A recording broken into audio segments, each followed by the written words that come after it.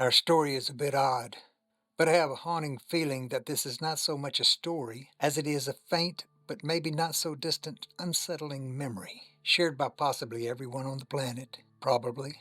We begin with a young man, 30ish, known as Dr. Piku, as he walks on the narrow winding path to an out-of-the-way, almost forgotten, secluded cemetery.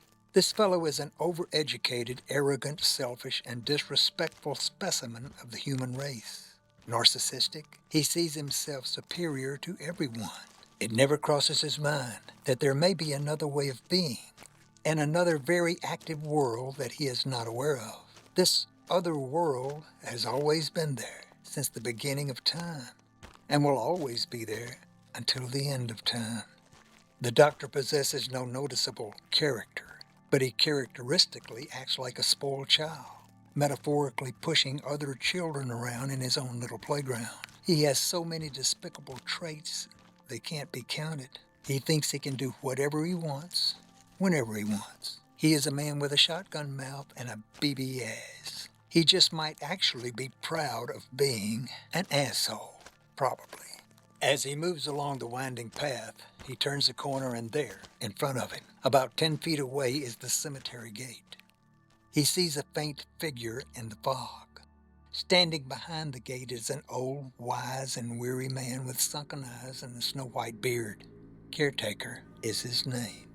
Caretaker sees the doctor coming up the path through the gate.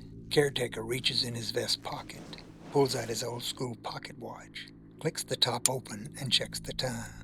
It is 1 o'clock a.m. Speaking to himself under his breath, "Sort of late for anyone to be here." Dr. Piku stops at the gate. Caretaker slowly looks up from his watch. "Sort of late for anyone to be here, 1 o'clock in the morning and all." Yes, it is. Why are you here? "I'll answer your question when you tell me why you are here."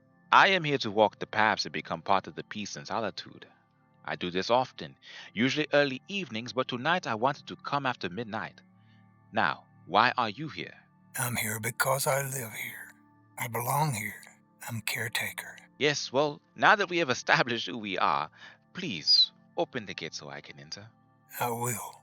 But first I need to know if you really want to be here on this night, after midnight." Of course I do. I would not be standing here if I did not want to come in.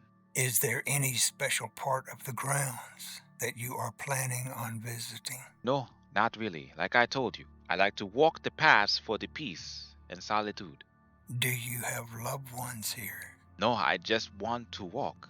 "I will let you in, but But what? Let me in. you might want to carefully consider that this park is normally closed after 10 o'clock each evening." What do you mean, carefully consider? The way you say that sounds somewhat threatening. "Consider that the residents of this park are not at all amused by having the living wandering the grounds after midnight. I would advise that you come back at another time, a more respectable time." Are you suggesting that the residents, as you call them, are actually aware of me being here? Let me remind you, sir, that I am a doctor of science, not a believer in fiction. "I'm not much on fiction either.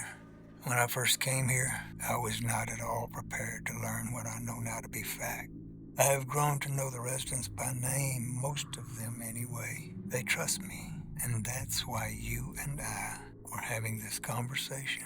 You talk as though the residents, the bodies buried here for years, are communicating with you. "You are perceptive, Dr. Piku." If you do not let me in. Wait. How do you know my name? You can be assured that I will report you to the powers that be at my first opportunity. Who made you caretaker anyway? Caretaker locks eyes with Dr. Piku, holding his gaze for an extended, intense moment. "The residents." Caretaker slowly opens the creaky iron gate, holding his intense eye contact as Dr. Piku enters the ground.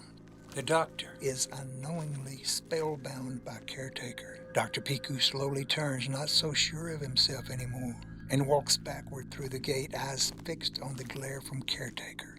The old man continues to hold him with his haunting stare. The grounds await. Dr. Piku watches Caretaker shut the gate. The gate drifts through Caretaker's body. Dr. Piku doesn't believe his own eyes, rubbing them to get a better look.